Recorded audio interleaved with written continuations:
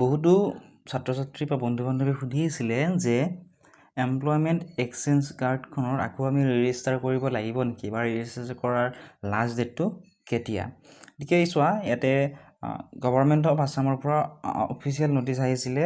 ইয়াত চোৱা লিখা আছে candidates registered before 2nd January 2024 in employment exchanges of Assam are requested for reregistration through Seva Setu portal before 15th August 2024 failing which their employment exchange registration will be invalid।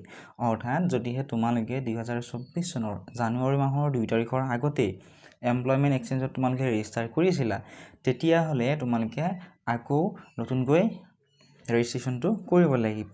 আৰু যদিহে 2024 চনৰ জানুৱাৰী মাহৰ 2 তাৰিখৰ পিছত তোমালোকে ৰেজিষ্ট্ৰেশ্যন কৰিছা এমপ্লয়মেণ্ট এক্সচেঞ্জৰ তেতিয়া হলে তোমালোকে আৰু কৰিব নালাগে। গতিকে বহুতো বন্ধু-বান্ধৱী বা ছাত্ৰ-ছাত্ৰীয়ে আগতেই কৰিছিলে। গতিকে যিসকলে জানুৱাৰী মাহৰ 2 তাৰিখৰ আগতে কৰিছিলে 15 তাৰিখ লাষ্ট ডেট 15 আগষ্ট তাৰ আগতে তোমালোকে ৰেজিষ্ট্ৰেশ্যন কৰি ল'ব লাগিব। নহলে তোমালোকৰ যিখন এমপ্লয়মেণ্ট এক্সচেঞ্জ কাৰ্ড আছে সেইখন ইনভেলিড বুলি গণ্য কৰা হ'ব। গতিকে চোৱাত লিখা আছে if you have not yet re-registered to update your profile to grab the better employment opportunities। গতিকে যদিহে তোমালোকে গ্ৰেড 3 গ্ৰেড 4 আদিৰ নিচিনা কম্পিটিটিভ এক্সামৰ কাৰণে প্ৰিপেয়াৰ কৰি আছা বা পৰীক্ষা দিম বুলি ভাবিছা তেনেহলে তোমালোকে ৰেজিষ্ট্ৰেশ্যনটো কৰিবলৈ নাপাহৰিবা, বহুত বেছি ইম্পৰ্টেণ্ট হয়। এতিয়া চোৱা ইয়াত লিখা আছে প্ৰচিডিউৰছ টু আপডেট। প্ৰথমটো আছে ভিজিট সেৱা Setu portal and select citizen services in home page। তোমালোকে কি কৰিব লাগিব প্ৰথমতে যিকোনো এটা ব্ৰাউজাৰ ওপেন কৰি তাত টাইপ কৰিব লাগিব সেৱা সেতু portal টাইপ কৰি তোমালোকে হোম পেজত থকা citizen serviceত তোমালোকে সিলেক্ট কৰি লবা। নেক্সট আছে select employment symbol button and proceed registration of registration card of employment seeker in employment exchange service। মই তোমালোকক অলপমান দেখুৱাই দিছো কোনটো পৰ্টেলত কেনেকুৱা ধৰণে এপ্লাই কৰিব লাগিব। লগতে তলতো দিয়া আছে দুটাকেইটা অপচন আধাৰ বেছ ৰি-ৰেজিষ্ট্ৰেশ্যন আধাৰ কাৰ্ডৰ সহায়তে কৰিব পাৰিবা, নন আধাৰ বেছ ৰি-ৰেজিষ্ট্ৰেশ্যন গোটেইকেইটা পইণ্ট ইয়াতে দিয়া আছে। এইকেইটা পইণ্ট তোমালোকে ভালদৰে পঢ়ি তোমালোকে নিজেই ঘৰতে মোবাইলৰ সহায়ত এপ্লাই কৰি ল'ব পাৰিবা। আৰু যদিহে কিবা ধৰণৰ অসুবিধা পোৱা তোমালোকে ইয়াত চোৱা কল চেণ্টাৰৰ নাম্বাৰ দিয়া আছে বা হোৱাটছআপ মোৰ মোবাইল নাম্বাৰ দিয়া আছে, তোমালোকে মেছেজ কৰি সুধিব পাৰিবা যদিহে তোমালোকৰ কিবা প্ৰব্লেম আছে। যিকোনো এটা ব্ৰাউজাৰ ওপেন কৰি তাত সেৱা সেতু আছাম বুলি লিখি চাৰ্চ কৰি দিবা। চাৰ্চ কৰি দিয়াৰ লগে লগে প্ৰথম যিটো ৱেবছাইট দেখিবলৈ পাবা sewasetu.assam.gov.in ইয়াতে তোমালোকে ক্লিক কৰি দিবা। ঠিক আছে, ক্লিক কৰাৰ পিছত ইয়াতে নটিচটো ক্লোজ কৰি দিবা। ক্লোজ কৰাৰ পিছত অলপমান তলৰ ফালে স্ক্ৰল কৰিলে তোমালোকে দেখিবলৈ পাবা চিটিজেন সাৰ্ভিসেছ, ইয়াতে ক্লিক কৰিব লাগিব।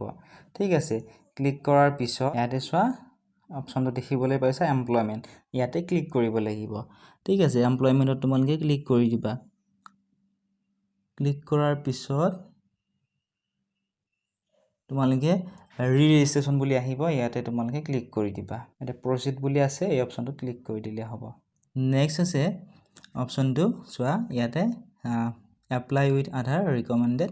ইয়াতে তোমালোকে আধাৰ কাৰ্ডৰ সহায়তো কৰিব পাৰিবা আৰু আধাৰ কাৰ্ড নহ'লেও তোমালোকে কৰিব পাৰিবা। যদি আধাৰ কাৰ্ড আছে এইটোৱে প্ৰথম অপচনটোৱে তোমালোকে ব্যৱহাৰ কৰিবা, ইয়াতে ক্লিক কৰি দিবা এপ্লাই।